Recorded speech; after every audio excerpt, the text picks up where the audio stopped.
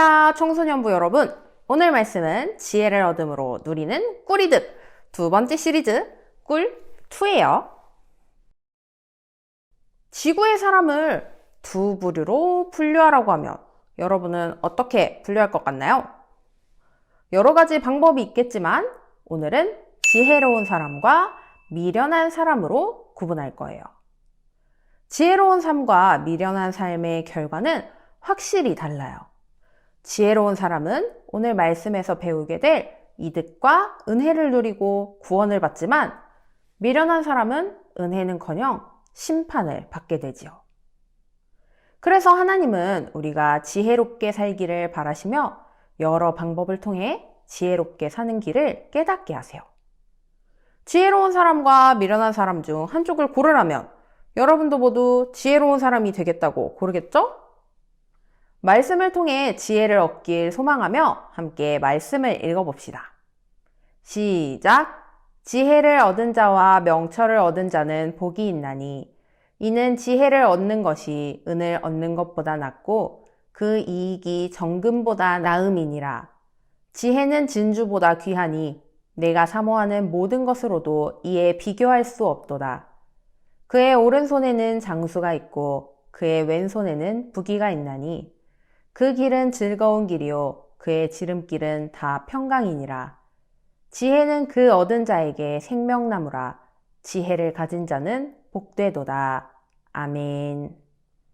방금 읽은 말씀에서 지혜를 얻는 것이 은을 얻는 것보다 낫고 지혜의 가치와 유익이 땅에 깊이 묻힌 정금보다 나으며 진주보다 귀하다. 그 어떤 것과도 비교할 수 없다고 말하고 있어요. 만약에 어떤 땅을 여러분에게 보여주고 이 땅에 금이 묻혀 있다고 하면 그 땅을 파겠어요? 안 파겠어요? 아마 한 알갱이의 금도 놓치지 않기 위해 샅샅이 파헤칠 거예요. 이런 마음처럼 하나님의 지혜 또한 한마디도 놓치지 않으려는 마음으로 사모해야 해요. 지혜는 세상에서 가장 소중한 것이기 때문이에요. 사람마다 소중히 여기는 것이 다 다르고 가치 있게 여기는 것이 다 다르죠. 하지만 세상에서 값지다고 여겨지는 대부분의 것들은 나를 계속해서 영원히 지켜줄 수는 없는 것들이에요. 순식간에 눈앞에서 사라질 수 있는 허무한 것들 뿐이죠. 그렇지만 하나님의 지혜는 어떤 상황과 환경에서도 나를 떠나지 않아요. 그리고 좋고 잘 살 때보다 힘들고 어려울 때 더욱 힘이 되며 그 가치를 바라죠. 그러니 이 유익한 지혜를 하나도 놓치지 않으려는 마음으로 사모해야 해요. 지혜를 사모하는 사람에게 하나님께서는 지혜를 주시고 또 이 지혜가 주는 유익으로 인해 우리의 삶은 금을 얻은 것보다 더 가치 있고 풍성해질 거예요. 하지만 지금 분명히 저는 금을 얻는 게 더 좋은데? 라고 생각한 사람 있을 거예요. 그런데 성경에서는 지혜를 얻은 자에게는 부귀함 역시 따라온다고 말하고 있어요.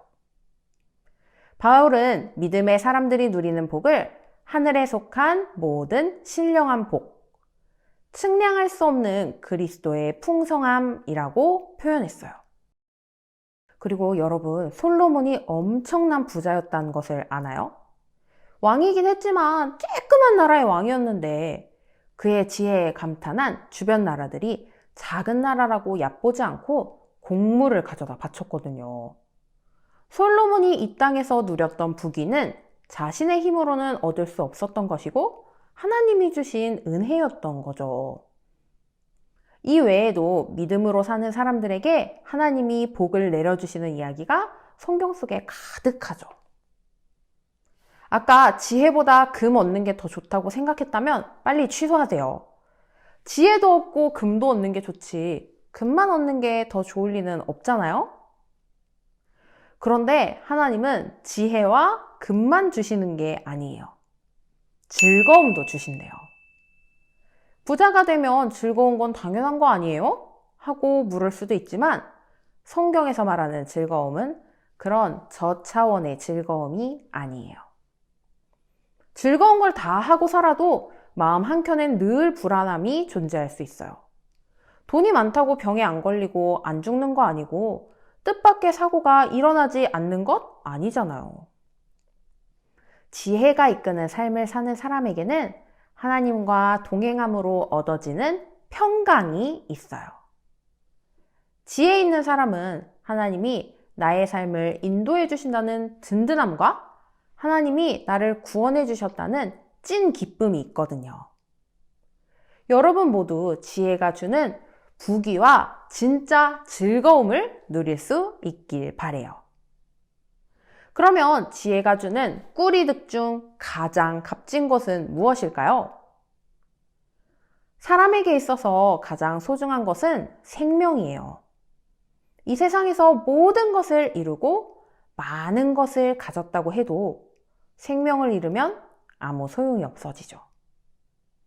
그런데 오늘 말씀에서는 지혜는 그 얻은 자에게 생명나무라고 말하고 있어요.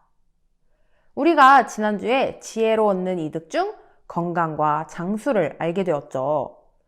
그런데 잠언이 말해주는 더 진짜 중요한 생명은 육체의 생명보다도 영혼의 생명이에요. 지혜가 있다고 해서 건강하고 오래 산다는 거지 안 죽는다는 것은 아니었죠. 그러니 우리 몸이 죽은 후가 더 중요해요. 우리는 지혜를 통해 영혼의 생명을 얻을 수 있어요. 지혜가 이끄는 삶을 사는 사람은 모든 사람이 사망의 길을 갈 때 생명의 길로 가요. 지혜가 우리를 예수님 믿는 믿음으로 이끌어 주거든요. 죄로 인해 잃어버렸던 영원한 생명을 주기 위해 이 땅에 오신 예수님. 우리를 찾아오신 예수님을 영접하고 예수님의 말씀에 순종하며 사는 것이 가장 지혜로운 삶이에요. 우리는 예수님을 통해 영원한 생명, 구원의 생명을 얻게 되죠. 여러분이 이 값진 영원한 생명을 모두 소유하길 간절히 소망해요. 말씀을 시작하며 사람을 두 부류로 나눴었죠. 지혜로운 사람과 미련한 사람. 내가 이 둘 중 어느 쪽에 속하고 있는지 생각해 보길 바래요. 여러분 모두가 지혜로운 사람이 되어 지혜가 주는 수많은 유익들을 모두 누리는 하나님의 자녀가 되길 주님의 이름으로 축복합니다. 함께 기도하겠습니다. 하나님, 우리에게 지혜의 말씀을 주시고 지혜를 깨닫게 하심에 감사드립니다. 우리의 삶이 지혜가 이끄는 삶이 되길 원합니다.